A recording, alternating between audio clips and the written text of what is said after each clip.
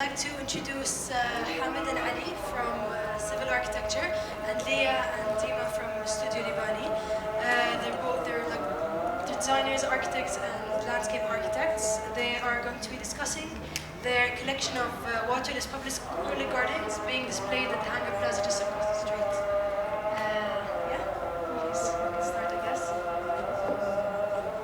Sure, We'd like to start off by saying thank you to Rana Beiruti, of course, and Noura Saya for the generous invite, and for allowing us to create this prototype of what a waterless garden would entail. So, to start off, our title is Minor Paradises, and as some of you have figured out eventually, or have already, it is a transliteration of what is a حديقة or a garden بالعربي. So, proposing this project to Amman Design Week, it started off initially with this kind of initial fascination with the etymological origin of the word for garden بالعربي. حديقة بالخليج وبالأردن جنينة in the Levant or بالشام. And what does that necessarily entail? The origin of the word حديقة, حدقة means to enclose, or يحيط به, and جنينة من جنة, حصاد. And so the whole idea of الحديقة والجنينة as being these kind of counterparts, a garden and paradise simultaneously, and Jannah being heaven, was something that we were kind of taken by and fascinated. And being from the Gulf, we thought it would be fairly appropriate to collaborate with a Lebanese practice, Lebanese landscape architects, to kind of bridge the linguistic gap in the Arabic language when it comes to the western side of the peninsula and the eastern side of the peninsula. So, being from the Khaleej specifically, the word حدقة, to enclose, is fairly apparent when we begin to see the courtyard typology houses within the kind of historic urban fabric of our cities. In this case, in Sharjah, you can begin to kind of at least slightly make out due to the low resolution of the screen stuff, but you can begin to see these kind of pock-marked green spaces within the city itself. Each green spot is representative of a courtyard, the courtyard of a home, which has basically these small gardens or شجرة السدر in each one of them. These kind of small, miniaturized enclaves within the greater city, protecting them from the harsh climate, which is known in our part of the world. So, while across the peninsula in the Levant, of course, جنينة being Jannah الصغيرة, we begin to see it as a reimagining of heaven. So to illustrate this, well, paradise, for example, has historically been represented as this large garden. For example, we refer to this image of Ignacio Kircher in 1675, which draws upon the Abrahamic understanding of what heaven is. In this case, a Garden of Eden, located between the Tigris and the Euphrates. A large square enclosure separating its occupants from the beasts of the wild, as you can begin to see here. So, based off of the Abrahamic traditions, the whole idea of garden and heaven kind of being intertwined, we begin to see this being replicated and extended, for example, in the greater Islamic civilizations in its architecture. The example that we highlight over here is, of course, in Al-Andalus, with Jannat al-Arif, or the architect's garden. One which has a very orderly plan, very strict in its geometries, representative of a greater authority that creates and designs an ordered paradise. And so moving on from the examples that Hamid has given, we were really interested in exploring other ways of imagining the garden, but really through the garden as an embodiment of paradise, exploring these ideas of paradise. Not only as a questioning of, let's say, the idea of the earthly paradise, but really questioning the values that are embodied within it, that of the ordered personal domain or the composed garden. And so we began to look at other examples, and I will kind of go through the precedents that make up the project, but we'd like to maybe underline that the precedents aren't so much sometimes even direct, but they're ways for us of giving scale to this idea of a minor paradise or an alternative paradise. And for us, this scale is particularly relevant because in the context of Amman Design Week, we were interested in exploring something which is not a model. So we're not presenting a model of something, but in fact it's almost one-to-one. And I say almost one-to-one because it's a little larger than a personal garden, but also smaller than a public garden. And this question of the scalelessness or the scale, particularly of landscape, will be explored further as kind of Dima and Leah go through the constituent elements of the garden. But for us, the exploration began several thousand years ago in Egypt. So this is a funerary garden as would be built by the Egyptians. And what's interesting about it is the funerary garden is scaled more or less to the size of a human being. And so the things that would be planted in the various slots in the grid would be eggplants, alfalfa, things that would be grown to nourish someone in the afterlife. And so for us, this idea of the garden is both simultaneously an earthly domain, something you had to water and maintain, and yet something that had to be carried over after someone passed away. This garden was simultaneously existing in our world and presumably in someone's next, for us was fascinating. Not only because it had to exist simultaneously in these two dimensions, but also because the dimension of the garden meant that your allotment of eggplant that could be grown in a part of this garden was literally your required amount. And so the scale of this garden was to the human scale, or at least sufficient for the afterlife. Yet moving from the garden to perhaps works that are much larger and of a much more uncertain scale, we move through these constellations of projects that begin to explore perhaps not so much the minor, as in the case of the funerary garden, nor even really the paradise, but the question of a garden as an entity of uncertain magnitude, as a unit perhaps of a much larger landscape. So for us, the work, and perhaps less so the work and more so the writings of Robert Smithson were particularly instructive. We're showing the Amarillo ramp, but it's one of the three series of works which most of you have seen, the most important of which was the spiral jetty.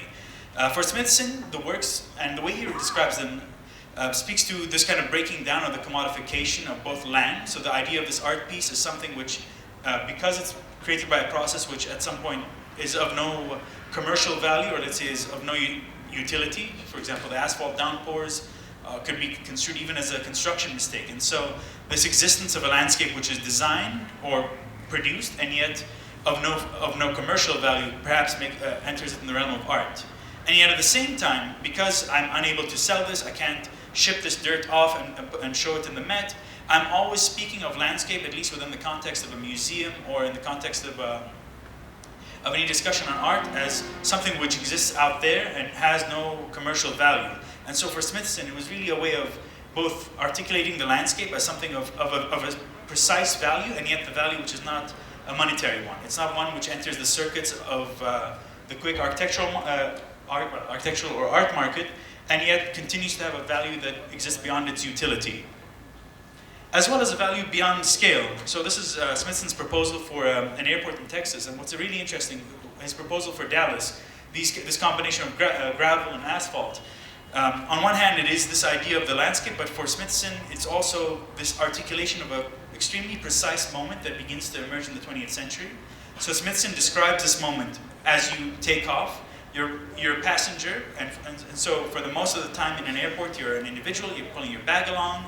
Suddenly you're on the plane, however, and you're with this mass of people, and the landscape which you had seen as a series of figures and elevations or in profile, immediately transforms to something which you can read first as maybe objects in plan and then as a topography.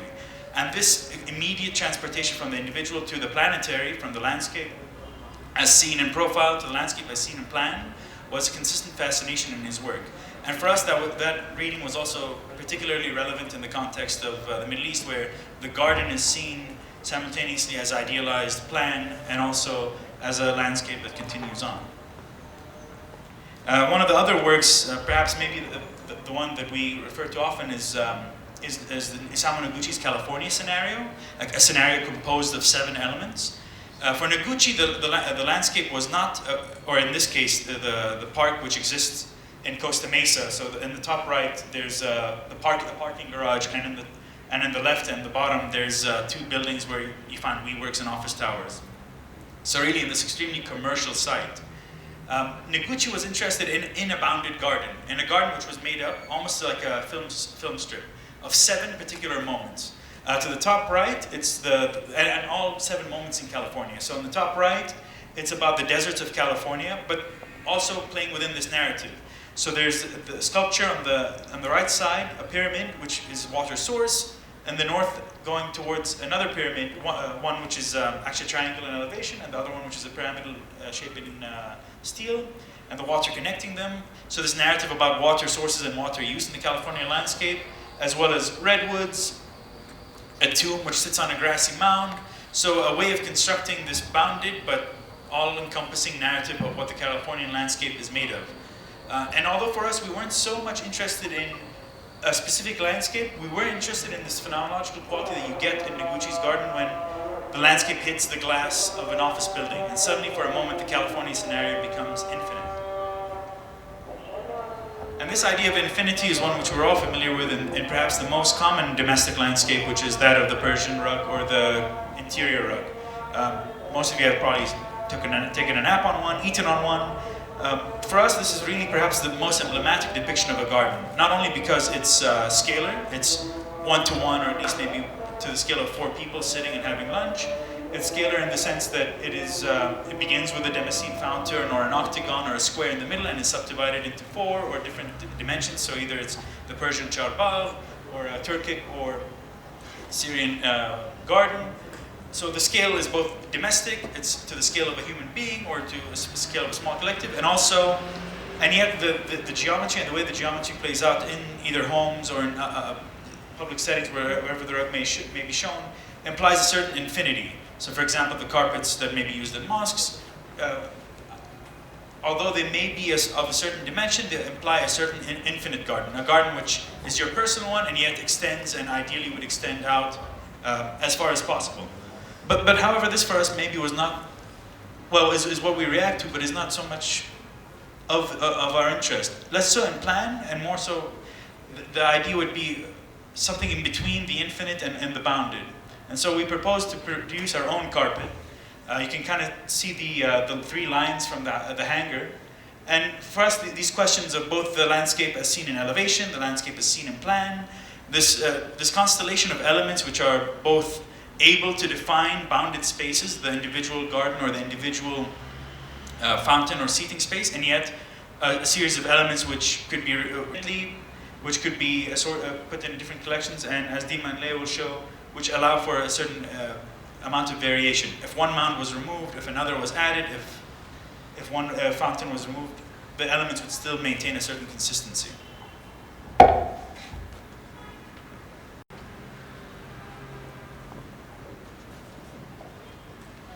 So we look at the landscape today and the current water situation and challenges we face in this world.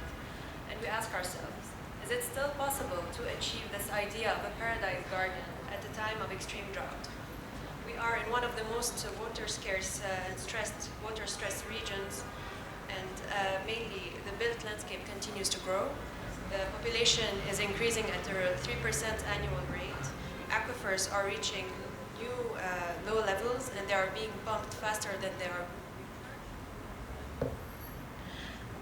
Partially because there is this lack of precipitation, or there is the flash floods.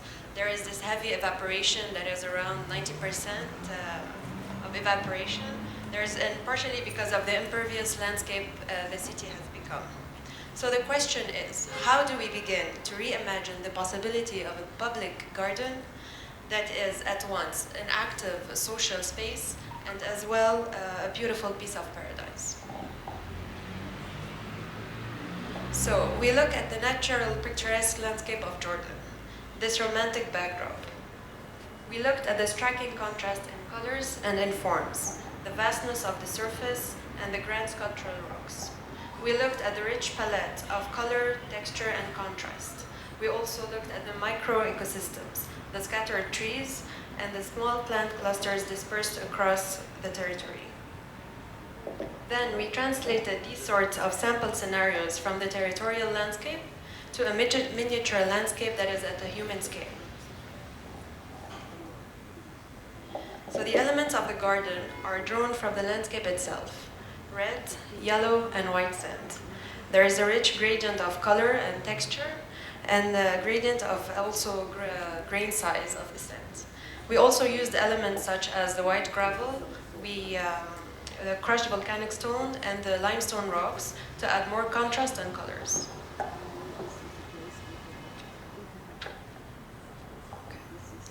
All these elements come together to create topography and terrain conditions as three-dimensional mounds and as flat surfaces of basic earth materials, curated towards an experience that is distorted in scale. So the mounds are perceived as mountain or a hill, the gravel patch is perceived as a surface or a territory, the limestone rocks as rock gardens or undersized rock mountains. So all these materials connect us to the earth materials. They are connecting us back to the core elements of the landscape that is surrounding us. So could this miniature dry landscape draw the viewer into a state of contemplation in ways that a traditional garden would? Some food for thought. So these artificial geometries curated by height, material, and size create a depth of field. The experience and the perception of space change as we approach and move around the mounds. How could we further push this natural material and craft these artificial forms? So we push the sand beyond their angle of repose, which is, for example, 35 degrees. And we try to push it even further. Together, these forms create a dynamic layout and give a sense of fluidity and movement in space. They are framing, hiding, revealing new scenes of this miniature landscape. But they also give a playful aesthetic of shadows, as we can see in this picture.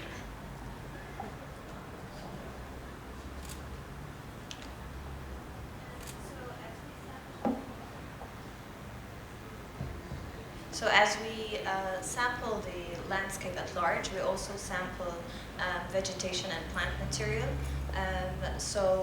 Naturally, what we're talking about here is selection of plants that are drought tolerant, they resist temperatures, they resist long periods of dryness, those that are also very low maintenance, and therefore do not require a lot of water. And so when we looked at this landscape at large, we tried to look for local, native, or adapted species. And so the question comes up, could we possibly start to translate these species that we appreciate as beautiful in their own natural context and start to think of them more as ornamental species? So we know these are not readily available in the market, right? But could the idea of starting to propagate them and start to market them as ornamental definitely become sort of an element in this dry landscape? If we don't go too far in Lebanon, for example, there are a few local initiatives that have already started doing that. And so they propagate species that are also threatened, but not necessarily from the perspective of preservation in the sense of what a botanical garden usually does, but more so in the sense that it becomes more publicly available and accessible in the market. And also in terms of vegetation, of course, we have the olive tree that you've all noticed, and selection of the olive tree definitely falls under the same criteria of it being low maintenance, readily available, very widely available in the region.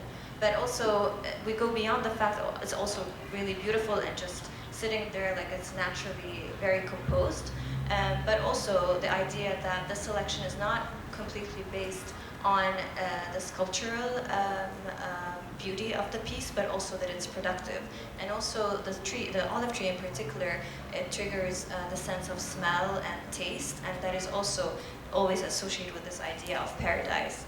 I'd like to go back to this picture. So the selection of plants that we actually found available in the market is the shih, locally known as the shih, which is also the Santolina camesiparis. And it's actually a beautiful plant. It makes yellow flowers, so it adds to the seasonal change in the garden, but it also has this smell of chamomile. Oops, sorry.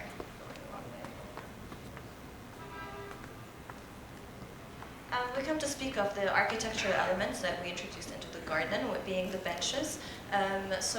Here it was sort of an interesting observation for us to see how the different configuration of these benches would call for different kinds of gatherings or grouping of people, and also what kind of different frames does each seating area reveal or conceal from this miniature landscape. So it's also kind of a visual relationship to the landscape itself.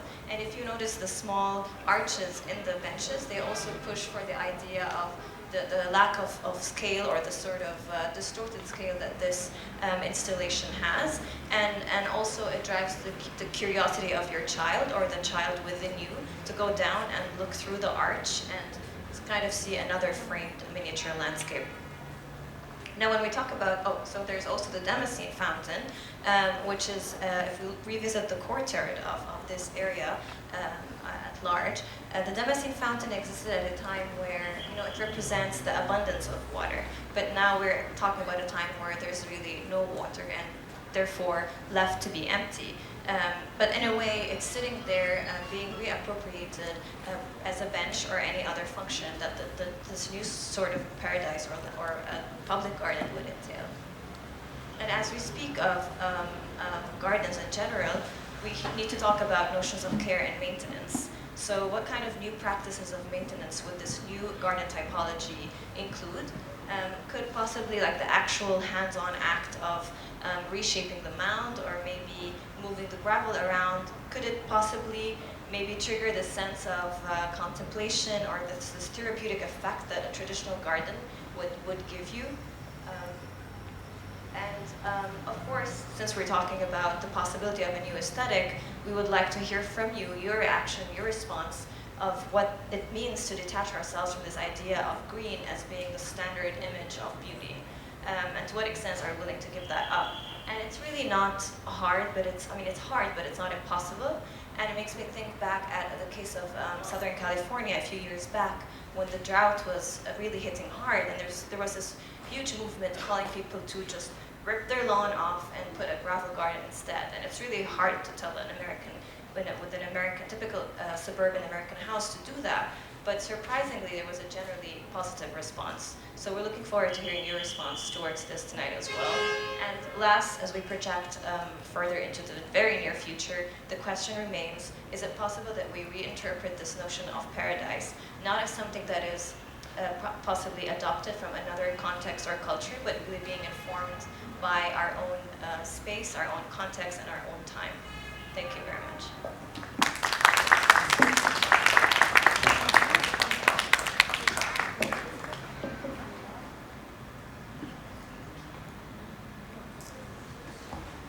Room for questions.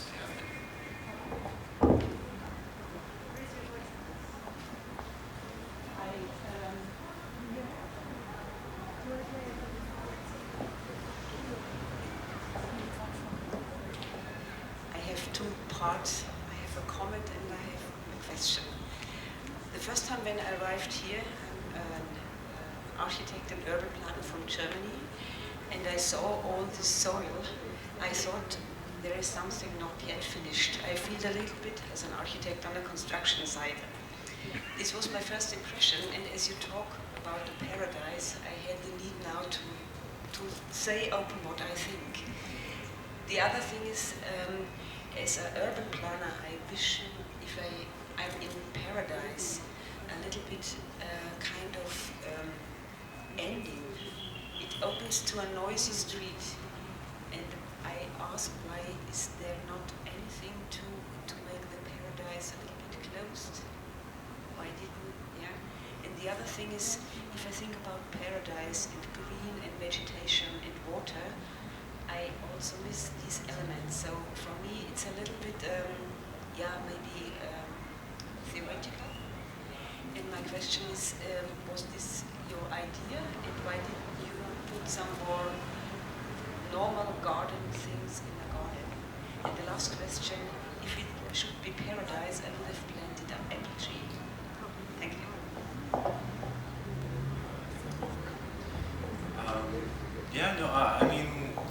Valid comments completely, and I think one of the first things that we kind of agreed on was to go against any of those notions of what does it mean to actually create the garden that is pretty standardized image of what paradise is, the apple tree being quintessential Garden of Eden.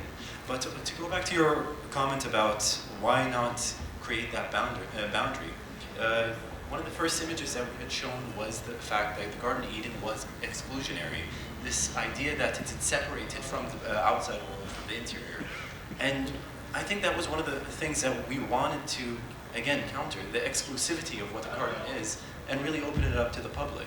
Albeit that the hangar space is close to this massive roadway, it's still present, and at least visually accessible. Yeah, I mean, for us at least, maybe 2 points to kind of go back to Hamid's point. The constant reminder of mankind being kicked out of the Garden of Eden was what we kind of didn't want to return to. This idea that, I mean, and with it, all these issues, whether it's gender issues, whether it's issues, I mean, not to go into a whole kind of debate along those lines, but I mean, I think there's these notions of paradise that are also this idea of, if we consider that Adam and Eve were booted out for eating from the tree of knowledge and eternal, well, the tree of, was it like eternal life, and then the tree of eternal knowledge, and it was eating from one of those trees that, and the fear of eating from the other that got them booted out of heaven. I mean, I think this idea of heaven as a place of either eternal life or eternal knowledge in the context of a time where we know that we're living in a world without endless resources, and where the idea of exclusive domains is constantly one which we have to confront.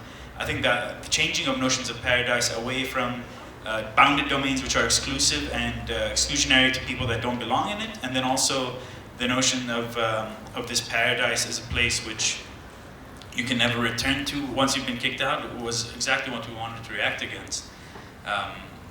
Whether it's, and so not so much for hatred of the apple tree, but maybe a lot of those things that it represents. As for the question of this abundant greenery, yeah, I mean, I think it also reflects on a certain paradise which is problematic. Like, this idea of paradise has been sold in places, particularly in the Gulf, where those ideas of paradise are unsustainable. I mean, what makes paradise operate so powerfully in our part of the world is the idea that paradise is an exception to the landscape. However, with the kind of advent of desalination in at least the Gulf, and the kind of constant expansion of human life, I think really asking whether or not that notion of paradise as the field rather than the exception to the field is a sustainable one. And even if it, I would even argue, kind of compromises that idea of paradise to begin with. But then we enter the kind of theological. So yeah. As for it looking like a construction site, I mean, I think there's nothing more magical than kind of thinking it's a construction site. As an architect, I'd imagine. There's something that Smithson says when he's actually touring Germany with the Beckers. So I believe in like 65 or 64, Smithson goes on a car ride with the Beckers, who documented all the factories and the towers in German rural valley and industrial landscape. And what Smithson says when he's touring this landscape is that he's shocked by how incredible it is, because we have arrived at a moment in history that is where the man's effect on the landscape is so consistent and so totalizing that we might as well be in prehistory. So that he's saying that from the moment that kind of man emerged and began to alter landscape until this moment in the 20th century, there has always been a contrast between the natural, that which man, let's say, has not touched or has not fully absorbed into his capacities or his bandwidth, and then the human-made and the human-touched. So there's the primordial soup and the prehistoric, and then this moment in the rural valley in which everything has been touched by industry and not one single grain of sand has not been moved by man or machine. We have achieved a single totalizing kind of, I mean, and this was then later becomes part of the discussion on the Anthropocene, but for Smithson, this totalizing effect means that we can no longer discuss the landscape in those terms, this idea of the landscape as something which is untouched. And so I think for us, this reversion to the construction site also refers to the fact that, I mean, in Jordan, you see the construction site and you see the piles of sand and know that somewhere a mountain has been hollowed out. And so, in fact, the construction site is the mountain, and the mountain hollowed out, which you can see on the other side of the road, on Quds Avenue, or Quds Street. I mean, these are mountains that have been ground down, and I think we're also in a moment where we have to understand that the construction site is an embodiment of a mountain in miniature, which is why we're interested in that playing scale.